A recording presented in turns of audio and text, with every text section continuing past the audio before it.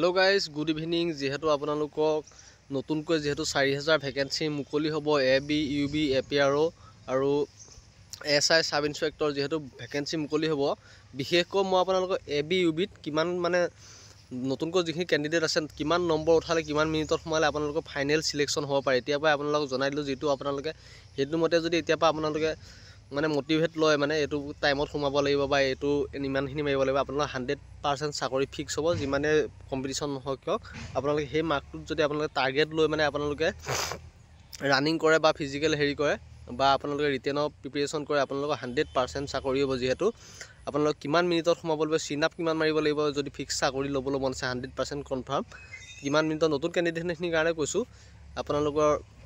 Fix যদি চাকৰি এবাৰ মানে 4000 পোষ্টত ল'বলৈ মন আছে আপোনালোকে কোড কিমান মিনিটত সোমাব লাগিব যদি আপোনালোকে এতিয়া পাই হেতু প্ৰিপাৰেচন কৰিব কোড কিমান মিনিটত সোমাব লাগিব কিমান বাৰ সিনা মাৰিব লাগিব কিমান লং জাম্প মাৰিব লাগিব আপোনালোকক মই জনাই দিছো হে তেতিয়া আপোনালোকে মানে 100% চাকৰি পাবই মানে বুজিছেনে এবিবিত কোনো মানে ৰখাব পৰা মানে মাইকেলাল নাই আৰু যেহেতু আপোনালোকৰ 202টা পোষ্ট হাই কোৰ্টে পোষ্টপন কৰিছিল সো সেই পোষ্টটো আপোনালোকৰ পিছত হলেও আপোনালোকৰ নিযুক্তি দিবই লাগিব এটো কেতিয়াও ৰখাই থব নোৱাৰে বুজিছেনে এটো কেতিয়াও এনেকৈ যেন বন্ধ হৈ যাব নহয় এটো পিছত হলেও দুদিনমান দেৰিকৈ হলেও আপোনালোকক নিযুক্তি দিবই লাগিব বুজিছে নহয় সো এতিয়া আপোনালোকক মই এতিয়া হেতু বিষয় নকও যেহেতু এটা নতুন বহুত ক্যান্ডিডেট আছে বহুতে গম নাপায় মানে কিমান মিনিটত সোমালে কিমানত সোমালে মানে আপোনালোকৰ ফিক্স চাকৰি হোৱা সম্ভাৱনা আছে এতিয়া যেটো কম্পিটিশনতকৈ আপোনালোকৰ ওপৰত গৈ পেনে আপোনালোকে 100% চাকৰি ল'ব পাৰিব মানে এটো যেটো কম্পিটিশন প্ৰত্যেকবাৰ দেখা মতে সো এতিয়া আপোনালোক প্ৰথম কথা কম আপোনালোক ৰানিং আপোনালোকে ৰানিং এতিয়া আপোনালোক 3200 মিটাৰ হয় যেহেতু 3200 মিটাৰ মানে 3 কিলোমিটাৰ 200 মিটাৰ বুজিছে নহয় সো 3200 মিটাৰ আপোনালোকে কিমান মিনিটত সোমাবলৈ চেষ্টা কৰিব যদি ফিক্স চাকৰি লাগে আপোনালোক নতুন ক্যান্ডিডেট খিনি কৈছো যেহেতু এতিয়া নতুন ক্যান্ডিডেট বহুত জোশ থাকে যেহেতু বহুত জোশ থাকে মানে নতুনকৈ সোমা ক্যান্ডিডেট খিনি সো আপোনালোকে যিমান পাৰে আপোনালোক সোনকালে সোমাবলৈ চেষ্টা কৰিব সোনকালে মানে আপোনালোকে কিমান মিনিটত সোমাবলৈ চেষ্টা কৰিব আপোনালোকে নাই কমে 12 মিনিটৰ ভিতৰত সোমাবলৈ চেষ্টা কৰিব যেহেতু আপোনালোকে 10 মিনিটত পোৱাটো বহুত কষ্ট 11 মিনিটত কৰাটো বহুত কষ্ট সো 12 আৰু 11:30 যদি আপোনালোকে 11:30 যদি সোমাবলৈ পাৰে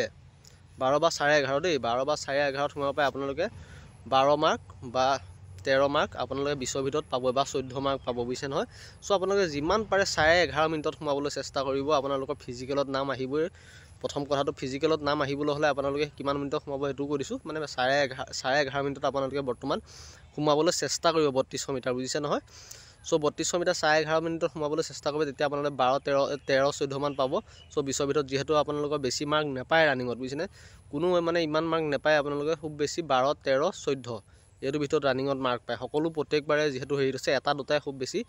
18 19 তেনেকুৱা পায় বুজিছে নহয় সো এটো কথা কৈ দিলে আপোনালোকে 11:30 মিনিটত সোমাবলৈ চেষ্টা কৰিব 100% সিলেকশন হ'বলৈ হলে ৰানিংটোৰ ক্ষেত্ৰত আৰু সেকেন্ডটো হ'ল আপোনালোকৰ লং জাম্প চাও এতিয়া যেহেতু কম্পিটিশন বহুত বুজিছে নহয় আপোনালোক লং জাম্প আপোনালোকে 20 ফুটৰ ভিতৰত 20 ফুটে মাৰিব লং জাম্পটো মেইন আপোনালোকৰ খেলাৰ পইণ্ট বুজিছে না লং জাম্প যদি নোৱাৰে বহুত পইণ্ট কমি যায় যেহেতু লং জাম্পে মেইন পইণ্ট আপোনালোকৰ চাকৰি এটা পোৱাৰ লগত বুজিছে না লং জাম্প আৰু সিনাপ যেহেতু লং জাম্পটো মেইন পইণ্ট আপোনালোকৰ চাকৰিটো পাবলৈ হলে বুজিছে নহয় ৰানিংত যিমান মাৰ্ক নুঠে লং জাম্প এটা জাপতে আপোনালোকে 20 ফুট উঠালে ডাইৰেক্ট 20 মাৰ্ক পায় কিন্তু অকমান কমি গলে বহুত মাৰ্ক কমি যায় 18 বহুত মানে পিছ পৰি যাব আপোনালোকে মেইন হল আপোনালোকৰ চাকৰি ক্ষেত্ৰত আপোনালোকে লং জাম্পটো গুৰুত্ব নিদিয়াকৈ নাথাকিব লং জাম্প হাইষ্ট গুৰুত্ব দিব লং জাম্পটো মেইন হৈ আছে বুজিছে না লং জাম্প 20 ভিতৰত 20 উঠাবলৈ চাবলৈ যেহেতু বেছি ইমান কষ্ট নহয় বেছি হেৰি নহয় 18 ফুট সো আপোনালোকে লং জাম্পটো গম পালে এতিয়া আপোনালোকে মাৰিব লাগিব আপোনালোকে সিনাপ আপোনালোকৰ 14টা আছে 14টা ভিতৰত আপোনালোকে 14টা ভিতৰত 14টাই আপোনালোকে মাৰিবলৈ চেষ্টা কৰিব যেহেতু আপোনালোকৰ 14টা এক্সিলেন্ট হয় এক্সিলেন্টে মাৰিব বিচাৰিব কাৰণ বেছি কষ্ট নহয় সিনাপটো অলপ দিন ভাললৈ মাৰিলে আপোনালোকে এক্সিলেন্ট মাৰ্ক উঠাব চাওক এতিয়া বৰ্তমান আপোনালোকে ফিজিক্যালত যদি এক্সিলেন্ট মাৰিব নোৱাৰে ন আপোনালোক 100% নাম নাহে বুজিছে নাই ফিজিক্যাল এতিয়া যিখিনি কম্পিটিশন আপোনালোকে এইকেইটা বস্তু যদি এক্সিলেন্ট মাৰিব নোৱাৰে লং জাম্প মানে কি ৰানিংটো বা 11:30 মিনিটত ধৰি দিছো বাকি লং জাম্প আৰু সিনাপ এই দুটা বস্তু 11:30 মিনিটত ৰানিং সোমাব আৰু লং জাম্প আৰু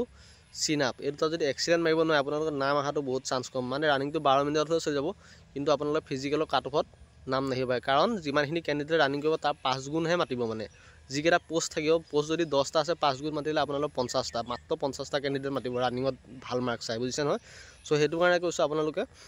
ইমানখিনি মানে আপোনালোকে মাৰ্ক উঠাব লাগিব সো এইখিনি যদি আপোনালোকে মাৰ্ক উঠাই নিশ্চিন্তমতে ফিজিক্যালত থাকিব পাৰে আৰু সেকেন্ড কথাটো হ'ল ৰিটেনৰ পৰা প্ৰিপাৰেচন আপোনালোকে এতিয়াই কৰি থাকক আপোনালোকে ভাবক 100টা ভিতৰত মই 100টা মানে নহ'লেও 90টা শুদ্ধ কৰিম বুলি ভালদৰে পঢ়ি যাওক। যিহেতু মই এইখিনি আপোনালোকে কি পঢ়িব কি নপঢ়িব সেইখিনি পিছত দিম। যিহেতু আপোনালোকে 100টাৰ ভিতৰত যদি আপোনালোকে 95টা শুদ্ধ কৰিব বা মানে 50% শুদ্ধ কৰিবলৈ চেষ্টা কৰিলেও আপোনালোকে মানে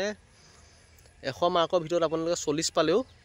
50 মাৰ্কৰ ভিতৰত আপোনালোকে 40 মানে 80টা কুৱেশ্যন সুধিলে বহুত শুদ্ধ কৰিলেও বহুত চান্স আছে। চ' ৰিটেনটো বিষয় নকৰোঁ। ৰিটেনটো কাৰণ আপোনালোকে এবাৰ টাফ হয়, এবাৰ আপোনালোকৰ পেপাৰৰ লগত যিহেতু ডিপেণ্ড কৰে। পেপাৰ টাফ হ'লে মাৰ্ক কম পালেও একো নাই, আৰু পেপাৰ যদি ইজি হয় মাৰ্ক বহুত পাব লাগে। চ' ৰিটেনটো কথা নকওঁ এতিয়া। ৰিটেনটো মই আপোনালোকক সহায় কৰিম কি পঢ়িব লাগে, যিহেতু আপোনাৰ 100% কমন পৰিবলৈ।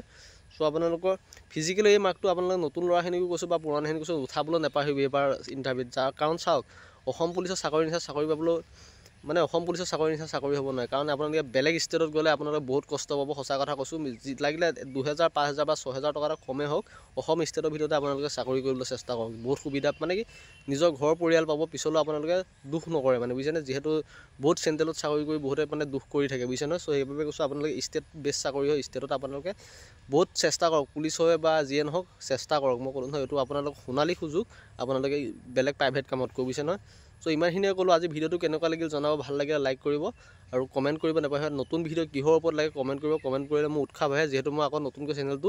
ষ্টাৰ্ট কৰিব লৈছোঁ। ভালদৰে আপোনালোকক মটিভেট কৰিম বা কি টপিকৰ ওপৰত লাগে সেইখিনি মই সঠিক জনাবলৈ চেষ্টা কৰিম। চ' আপোনালোকে মোৰ চেনেলটোৰ তলত কমেণ্ট কৰিব কিহৰ ওপৰত লাগে, আৰু ভিডিঅ'টো লাইক এটা কৰিব। লাইক এটা কৰিলে মোৰ মানে ভিডিঅ' আকৌ বনাবলৈ মন গৈ থাকে। চ' আজি ভিডিঅ'টো ইমানখিনিয়ে, ধন্যবাদ।